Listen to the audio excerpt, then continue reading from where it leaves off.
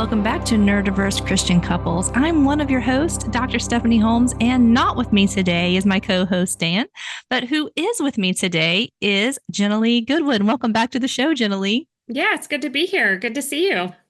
So last time you were on the show, we talked about raising kids with neurodivergence on the mission field and kind of all of that. But some things have happened since we last met, some things in your marriage and personal life. And I really want to kind of talk about that because what you're going through being a person in the ministry feels like that has some extra challenges. We'll say Yeah, it sure does. So first, I want to talk about what's happened in your life story, and then I want to talk about the impact that on your life, on your body, on your health, and we'll kind of go from there. Yeah. Yeah, just due to a lot of different factors, I did have to, not have to, I guess, but I chose to file for divorce last summer. And our divorce was final in November. So, in a lot of ways, my life flipped upside down and changed in some big ways. And I'm figuring out how to navigate life and ministry and motherhood and, really just learning how to introduce myself, learning how to talk about this new season, and know that God's with me in this and deal with the things people say. And I know we're going to talk about that. So it's just been a whole road of new things, change, and things I never expected. So let's go back to whenever I do a show where someone's been divorced, I have to anticipate emails. So I'm going to go ahead and give I guess it's not a disclaimer, I guess an explanation that when I'm talking with someone who's divorced, that does not mean that the person and I are, quote, pro-divorce. I like to say that we are so pro-marriage that if a marriage is not God-honoring and covenant-keeping and there is abuse and adultery, that's not a covenant marriage. And so we are so pro-covenant marriage that when these things are present, it is not a covenant marriage. And so Jenilee, you didn't make this decision lightly. I think most of the women I work with who are Christians, I have yet to meet one in 30 years of marriage work that went through this delightful or didn't struggle with this, that there wasn't a real reason. In my 30 years of my clientele, no one has just not been in love and this is too hard and I want, there has been a reason. So talk through this hard decision that you had to make. Yeah, I had known all along our marriage was really challenging. There were things about it. Now I know words for it. Executive function that was very low, ways I had to step in and do things for our marriage, for our ministry that I didn't feel I was in a reciprocal situation. Those things were not being returned or met.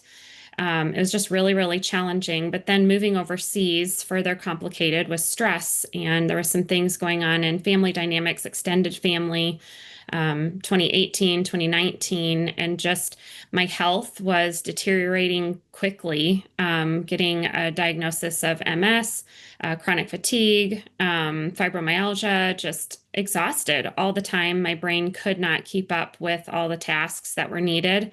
And feeling and sensing God was telling me to stop and slow down. I didn't know what that could look like because life was moving so fast and there's just so much required in a marriage and ministry and missions, living overseas. There was paperwork and you name it, we had to do it. There was just so much with fundraising and networking and donor relations and all the things that fell on my plate, were allowed to stay on my plate even when I was sick.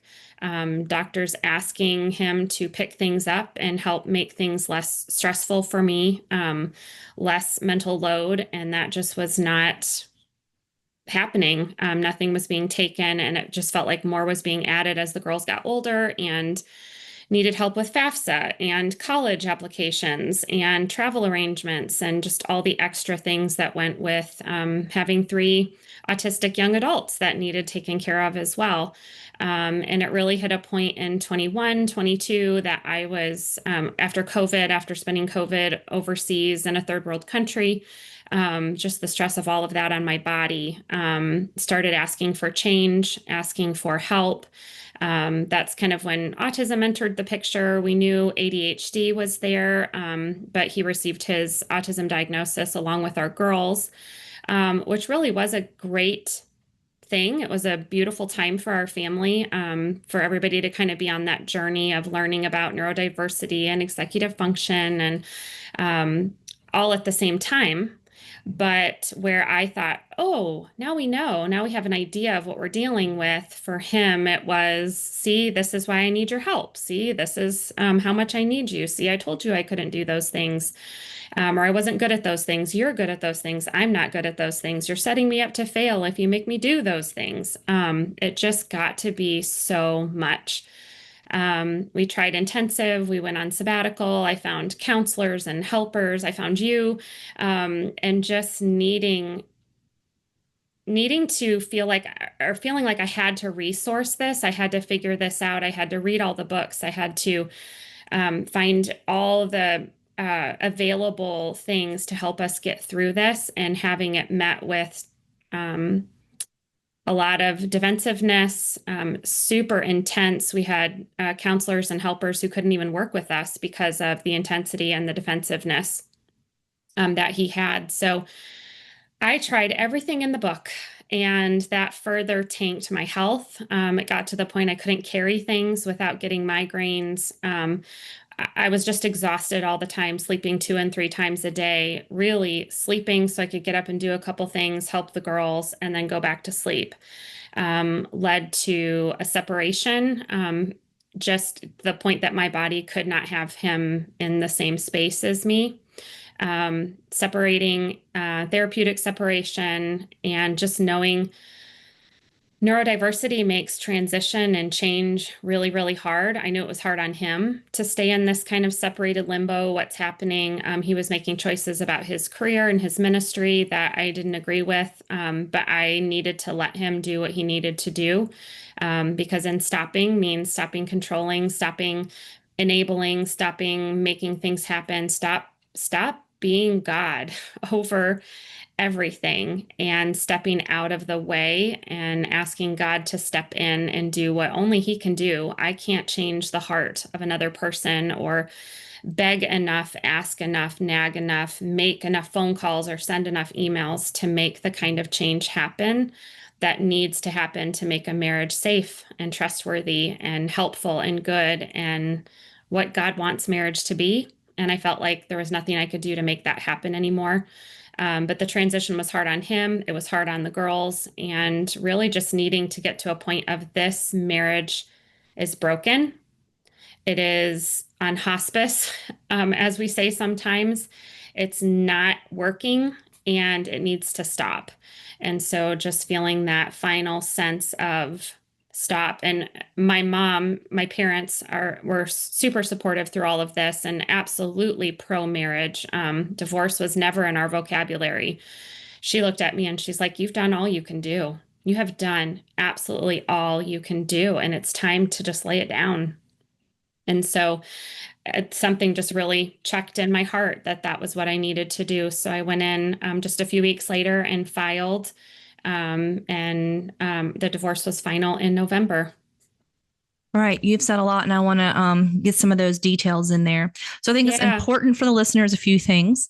I was not the marriage coach, so we are not sharing any kind of PHI. I only worked with No. Jenilee as she was Mm-hmm. making some of her decisions. And also, so I want to go back to something that we talked about before we were recording that so maybe if you guys don't know how missions work, and different organizations do it different ways, but you're kind of sent out on a mission for a certain amount of time. And then you got to Yep. kind of come back and do itinerating, fundraising, and all of that. And then you raise your funds, and then you go back on the mission field. So there is a lot of executive function stuff, a lot of moving pieces, moving back and forth to different countries and all of that. Plus the Mm-hmm. organization that you work with. Oh yeah, and you're married and you have kids. So there's all of that happening. So at the time where we met, where you reached out, y'all were home doing some of this itineration stuff, and you shared with me an itineration sermon that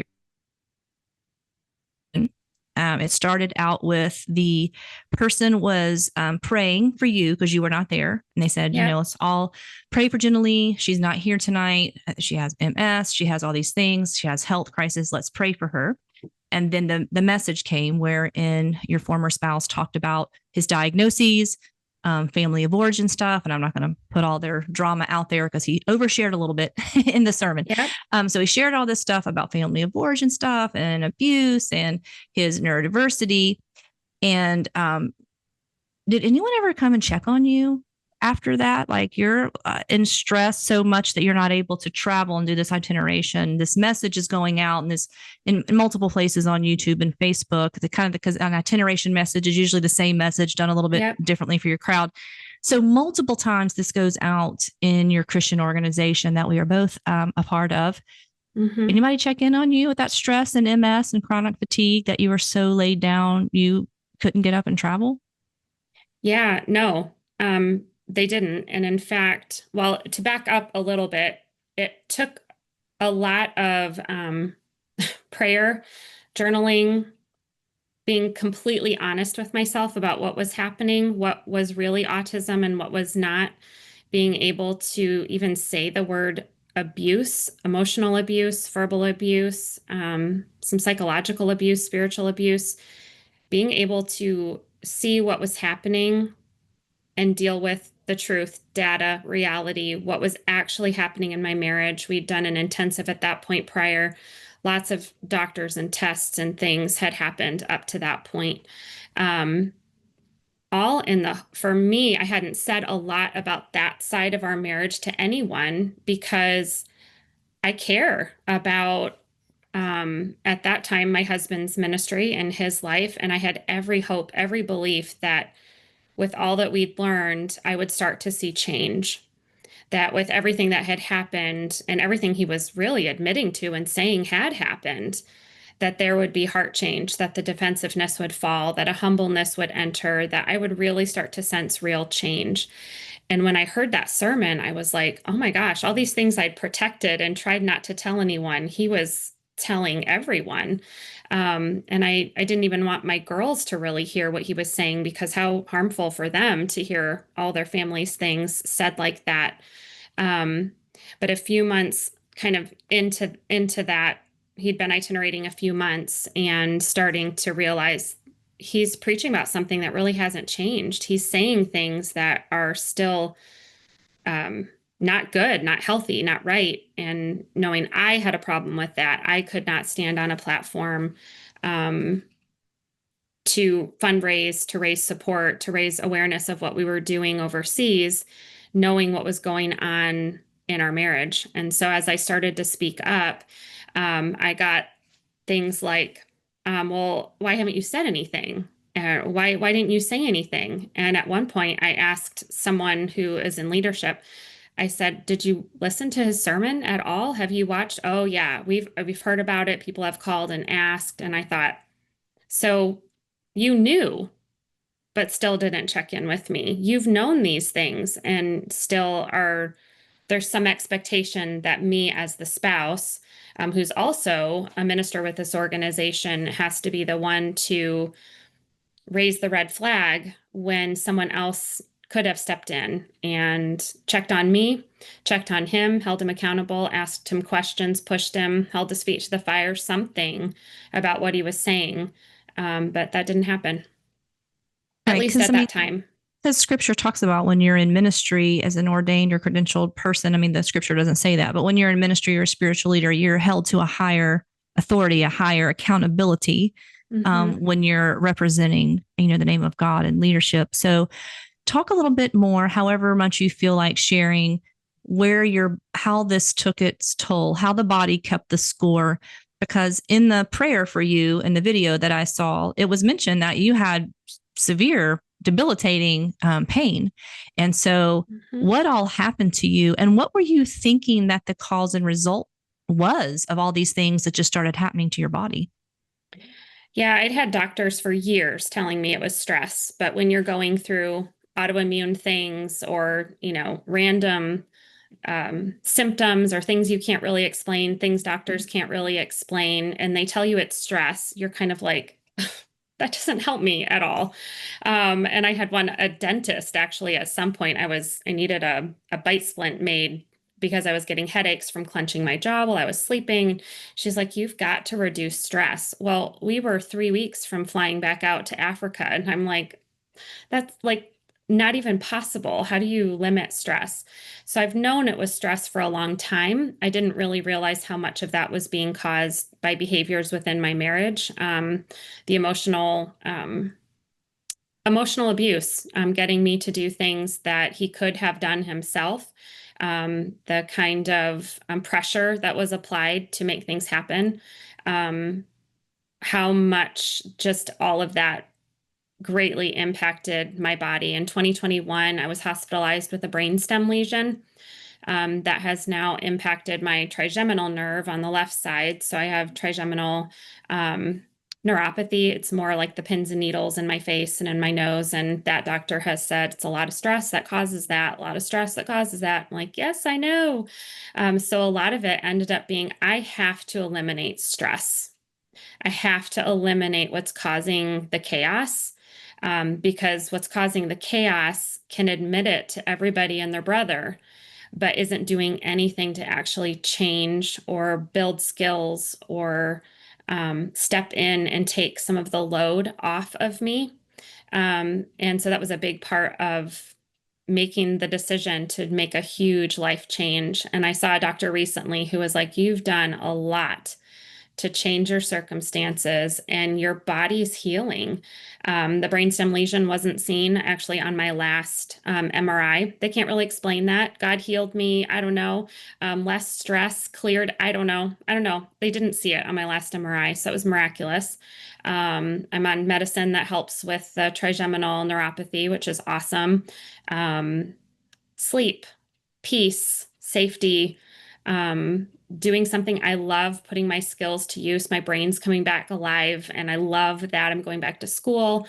I love working with the women that I'm working with, and just this sense of I know that God has kept me and held me. And my health is returning, but it's slow. You said the body keeps the score. I start talking about it and my body still feels it. So a lot of this redness, this flushing, I notice I get headaches if I'm talking about it sometimes. There's still a lot of healing that my body is going through.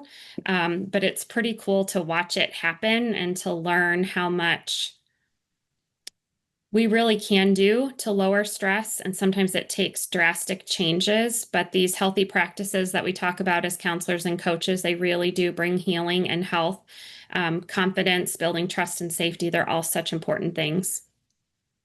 So when your doctors kept saying reduce the stress, at that time were you thinking most of the stress was just like the missions, all of the details and going back and forth and all of that? So the stress in your mind was more related to the details of your work and mission. That's kind of what you Yep. so like, oh, I can't do anything about that. That's the job. It just kind Yep. of That's comes what with the we do. nature. Yeah, definitely. And then getting overseas though and realizing I'm kind of one of the only wives that does all of this.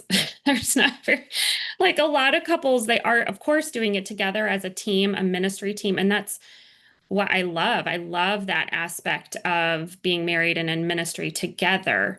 But that was a huge realization a few years ago was I 100% want to, would love to, feel called to do ministry with, but I cannot do ministry for. I cannot be everything that's involved. And in our separation time, even asking him specifically, please go learn your job. Please learn how to do these things. There's help. There's so much help available. I am not the answer for absolutely everything that you need and that you can't do or that you need help with. There is other people. There's other things. And that idea of a ministry couple, I really had to kind of pull that back apart and think I'm still my own person before God. I am still called and equipped. I will stand before God one day on my own, and so will He. And I've been covering, enabling, helping someone else in their calling, which can be a beautiful thing. But to the extent that it was causing that kind of health problems for me and that kind of stress and that kind of load, while he really got to get his master's and got to travel and have fun. And he was doing things as well in that. But I don't want to make it sound quite like that, but it was very, very lopsided in responsibility, and asking for that to be um, re-looked at, re-talked about, caused a lot of problems. All right. So I'm anticipating whenever I'm doing a podcast interview, I'm also imagining myself as a listener that could take something out of context from what you're saying. So Sure. are you saying because your husband wouldn't do his job and wouldn't share mental load, that enough was why you chose to divorce? I don't know that it was that alone. There was absolutely other pieces, some things I'm not going to share today that were a part of the picture, that I found out about in that process, that I realized I was everything, um, brain, body. I was the person in someone's life, and I had to step out of the way. Um, what happened because I stepped out of the way led to where we are now. But I had to obey God's call to stop enabling, stop stepping in, stop over functioning, stop over everything. Let God be God in our relationship. Step back and evaluate, am I fulfilling what God has asked me to do? And then really take a hard look at the behaviors, the defensiveness, the blaming, the um, acting like you can't do things to get me to do things, the just the really passive aggressiveness that was present in our everyday lives, and what that was doing to me as a person. Feeling criticized all the time, feeling like I was being told to do everything, but I couldn't do it well enough. So then there was always criticism and feedback on how it should be done, or what he would have done, or what it could have looked like, or what it would have been. There's a lot of mental games happening within the mental load that I think um, I had to separate that all out and look at it all and get professional help to look at that and people to speak into that. Is this something that can be worked on, can be changed? Like, where is all of this at? And get their advice and their input as well. And I think to kind of go back to the story. So there's a part in time when you're almost bedridden and a medical doctor says to you, you Hmm. must reduce your stress and he needs to step up and take more of this job. And instead of stepping up, there was more kind of blame shifting on you. Like it didn't matter that you were sick and that a medical Yep. doctor said you were not capable of doing it. When Yep. asked to step up, was either the blame shifting or feigned incompetence or Yep. refusal to get coaching or help or executive function skills to do the Yep. job, in addition to you being sick. That's the dynamic that starts to happen when you say, I That's the can't. dynamic. Yep. Things kind of blew up and escalated. Yep. Yeah, there was one specific event. It was an Easter event. We were overseas, and Easter is a really big deal. It's days and days of services and meals and events. And the one that we were asked to go to was quite a few hours away. And I was sick. I was homeschooling two high schoolers that also were in therapy and occupational therapy and physical therapy. And we had all these things going. And I was exhausted. And to pick up and go, you never know like what your housing's going to be, what resources are going to be, what the temperature is going to be. There was just so many unknowns with going. And I was at the point of I can't go, and telling him I can't go. And that made him really angry because he wouldn't have me sitting on the front row. And I was like, the only reason you want me to cancel all our appointments, you know, put that kind of stress, all of that, packing and figuring and all the things that go into making a trip like that in another country, just so I'm sitting on the front row and you don't have to tell people that your wife's not there.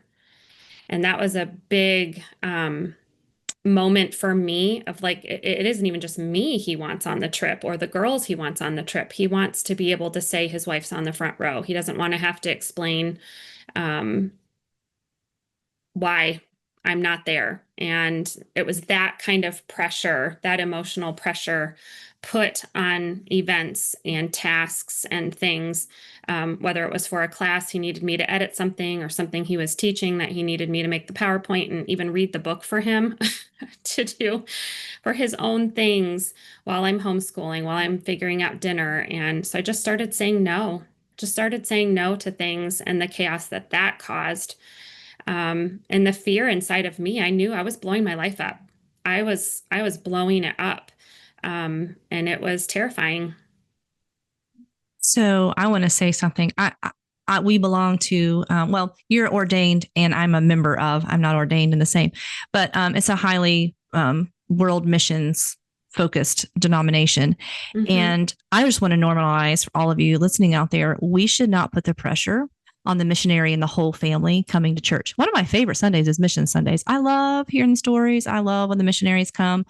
Um, and, I guess back in the day, it's like, oh, the whole family's here, but like, think about that. I started thinking about the more missionaries I know because, hey, spoiler alert, there's a lot of people in missions where one of the spouses is on the spectrum. So many. And in and ministry too. But it's like I started thinking about like, oh my goodness, so the family's been in another country serving, and then they're here itinerating.